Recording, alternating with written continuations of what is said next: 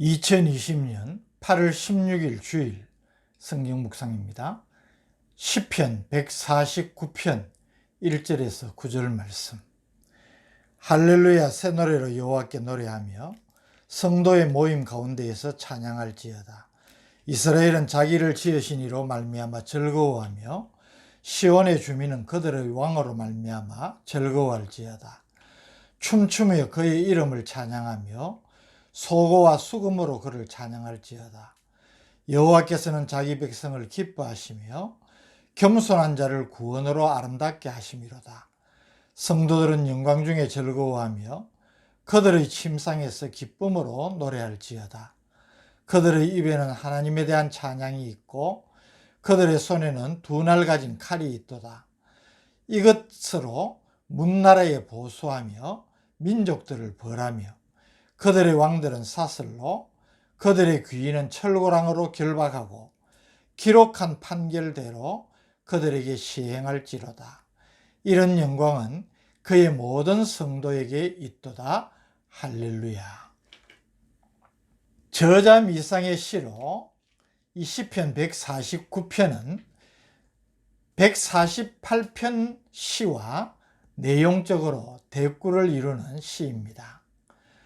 우리가 지난주일 생각해 봤듯이 시편 148편이 창조주 하나님께 대한 피조물의 전 우주적인 찬양을 촉구한 시라고 본다면, 오늘 이 시편 149편은 구원받은 하나님의 백성들이 구속주 되시는 하나님께 대한 찬양을 촉구하는 시라, 이렇게 볼 수가 있습니다. 시편 149편을 전 후반부 두 부분으로 나누어 이해를 해 본다면, 먼저 전반부 1절에서 4절은 이스라엘 백성들에게 그들의 창조자요 왕이시며 과거 역사 속에서 원수와 대적들에게서 그들을 구원하신 하나님을 찬양할 것을 촉구하는 내용입니다. 1절, 할렐루야, 새 노래로 여호와께 노래하며 성도의 모임 가운데에서 찬양할지어다. 새 노래, 이 새 노래는 하나님의 구원의 은혜를 경험한 사람만이 부를 수 있는 노래라고 저는 생각합니다.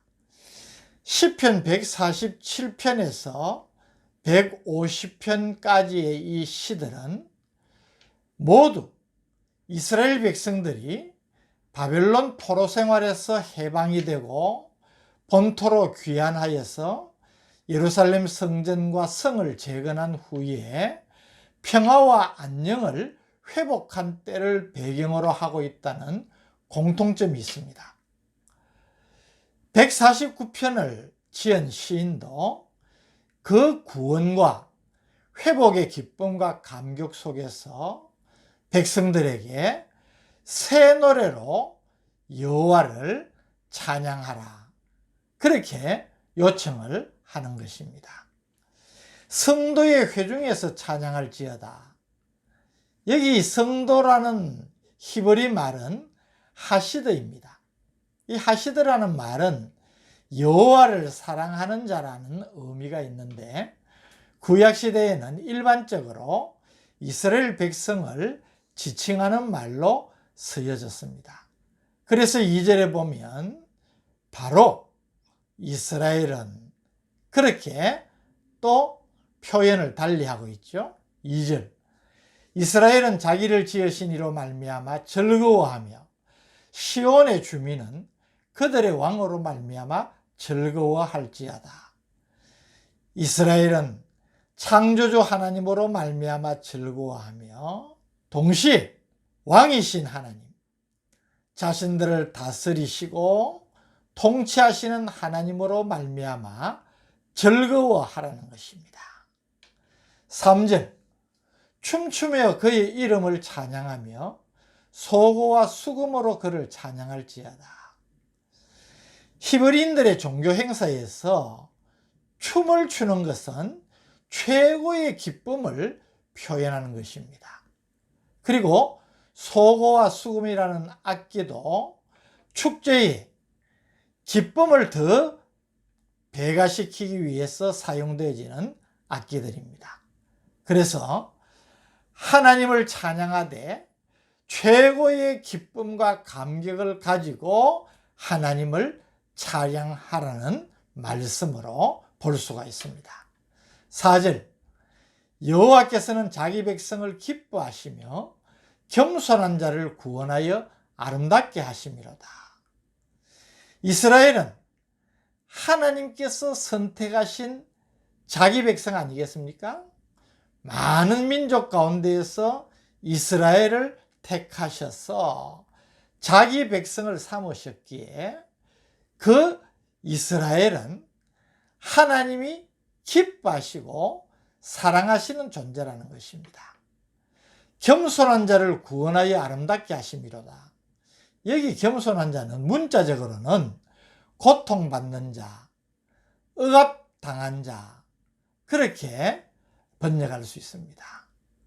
하나님께서 자기 백성이 때로 고통받고 억압을 당할 때에 자기 백성을 구원하시고 어떤 상황 가운데에서도 지키시고 보호하시기에 하나님의 백성된 이스라엘은 하나님을 찬양할 수밖에 없다는 것입니다. 그래서 이스라엘을 향하여서 하나님을 찬양하되 가장 최고의 기쁨과 감격을 가지고 하나님을 찬양할 것을 지금 요청하고 있는 것입니다. 후반부 5절에서 9절 말씀은 하나님의 공의의 시행으로 인한 악인에 대한 심판과 하나님의 백성들이 얻게 될 영광을 서로 이렇게 비교하여 언급함으로써 성도들이 감사 감격하며 찬양할 수밖에 없는 필연적인 이유를 밝혀주고 있습니다. 5절, 성도들은 영광 중에 즐거워하며 그들의 침상에서 기쁨으로 노래할지어다. 제가 이 시편 149편의 배경도 좀 말씀을 드렸지만 기나긴 바벨론 포로 생활 동안 이스라엘 백성들은 눈물로 긴 밤을 지새우며 언제쯤 고국으로 돌아갈까? 우리의 땅으로 돌아갈까? 그것을 그리워했습니다. 그랬던 저희들이 이제는 꿈에 그리던 고국으로 돌아와서 하나님의 사랑과 은혜를 회복하고 평안한 잠을 잘 수 있으니 어찌 기쁨으로 노래하지 않을 수 있겠느냐는 것입니다. 그래서 침상에서 기쁨으로 노래하라, 그렇게 말하고 있습니다. 6절, 그들의 입에는 하나님에 대한 찬양이 있고 그들의 손에는 두 날 가진 칼이 있도다. 하나님의 은혜를 회복한 이스라엘의 복된 모습을 표현하는 것으로 입에는 하나님을 향한 찬양이 넘치고 저들이 하나님께 대한 신앙을 회복함과 동시에 하나님의 권능을 소유하게 되었음을 표현한 것입니다. 특별히 이 7절에서 9절 마지막 부분이 의미가 있는데요. 심판자 되시는 하나님의 공의의 집행자로 성도들이 영광을 누릴 것을 찬양하고 있습니다. 7절, 이것으로 문 나라에 보수하며 민족들을 벌하며. 8절, 그들의 왕들은 사슬로 그들의 귀인은 철고랑으로 결박하고. 9절, 기록한 판결대로 그들에게 시행할지로다.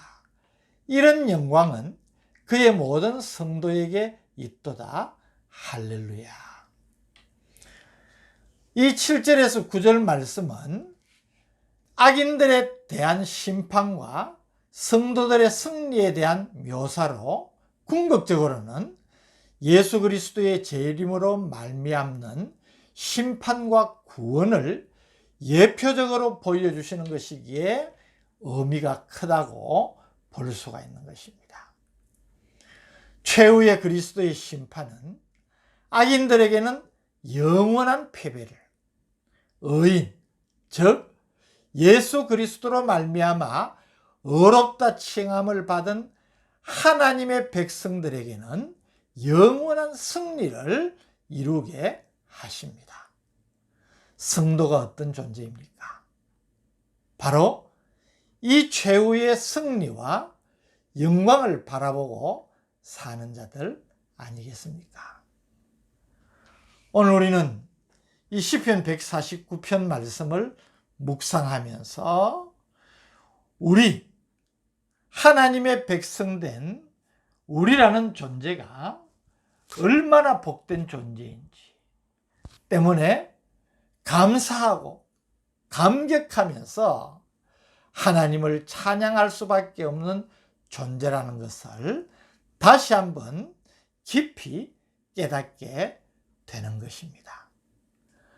우리에게 이런 놀라운 구원의 은혜를 주시고 또 험하고 힘든 이 세상을 살아가는 동안에 연약하고 부족한 우리를 자기 백성으로 지켜주시고 보호해 주시고 인도해 주시고 또 어떤 상황 가운데에서도 구원해 주시는 그 하나님의 은혜를 누리고 살아가는 자라는 것입니다.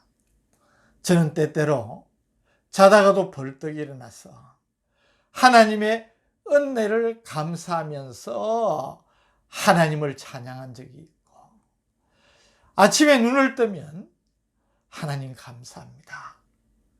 웬 은혜입니까? 웬 사랑입니까? 하나님께 영광을 돌리는 경험들을 종종 합니다. 이것이 우리가 가지는 놀라운 축복이요 특권이자 또 감사할 수밖에 없는 우리의 찬양의 이유라는 것을 다시 한번 깊이 새기시기를 바랍니다. 하나님께 감사하면서 최후 승리를 얻기까지 빛난 면류관을 얻기까지 믿음의 선한 싸움을 끝까지 싸우는 충성된 그리스도의 군사가 되기를 축복합니다.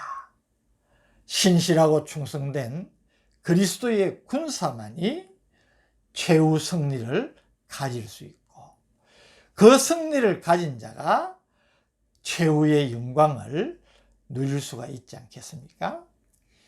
이 은혜와 축복을 나의 것으로 바라보고 믿음 가운데에서 온전히 나 자신의 것으로 삼는 이 복을 누리는 성도들이 되시기를 주님의 이름으로 축복합니다. 오늘 이 주일에 이 감사와 감격 속에서 창조주 되신 하나님, 왕이신 하나님, 우리의 구원자 되신 하나님, 우리의 전능자 되시는 하나님을 마음껏 찬양하고 예배하는 귀한 시간 되시기를 바랍니다. 거룩하신 아버지 하나님 감사합니다. 시편 149편에 이스라엘 백성들이 하나님을 찬양하는 이 모든 이유들이 오늘 우리가 하나님을 찬양할 수밖에 없는 이유임을 깨닫게 해주시니 감사합니다. 오늘 감사와 감격 속에서 하나님을 찬양하고 예배의 은혜를 누리는 우리가 되게 하여 주옵소서. 예수님 이름으로 간절히 기도드립니다. 아멘.